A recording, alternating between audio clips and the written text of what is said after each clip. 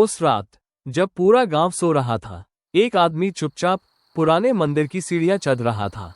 उसकी सांसें तेज थीं, हाथ कांप रहे थे, लेकिन आंखों में सिर्फ लालच था। मंदिर के अंदर उच्छिष्ट गणपति की मूर्ति शांत खड़ी थी। जैसे ही उसने मूर्ति को छुआ, मंदिर की घंटी अपने आप बज उठी और ठंडी हवा ने पूरे मंदिर को घेर लिया। लेकिन वो नहीं रुका। वो मूर्ति को उठाकर अपने घर ले आया। घर पहुंचकर उसने दरवाजा बंद किया और धीमी आवाज में बोला, अब मैं साधारण इंसान नहीं रहूंगा, अब मैं शक्तिशाली बनूंगा। रात के ठीक 12 बजे उसने पूजा शुरू की। मंत्र गूंजने लगे। दीपक की लौ अचानक नीली हो गई। कमरे का तापमान गिरने लगा और दीवारों पर परछाइयां चलने लगी। अचानक कमरे के बीच से काला धुआं उठने लगा। धीरे धीरे उस धुएं से एक भयानक आकृति बनने लगी और उसी पल उच्छिष्ट गणपति स्वयं प्रकट हुए। आंखों से तेज प्रकाश निकल रहा था। कमरा कांप रहा था।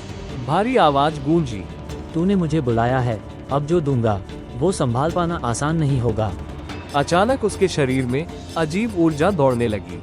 उसे फुसफुसाहटें सुनाई देने लगी। लोगों के डर उसे महसूस होने लगे।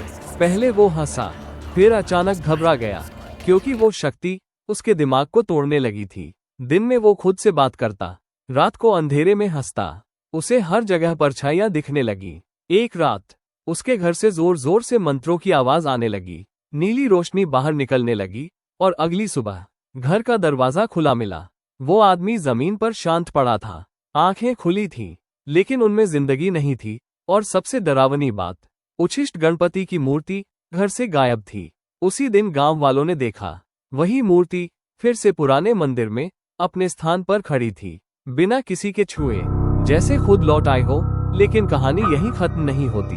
कुछ दिन बाद एक और आदमी उसी मंदिर की तरफ बढ़ता दिखा। उसकी आंखों में वही लालच था और मंदिर के अंदर उच्छिष्ट गणपति शांत खड़े थे, लेकिन इस बार किसी नए शिकार का इंतजार कर रहे थे।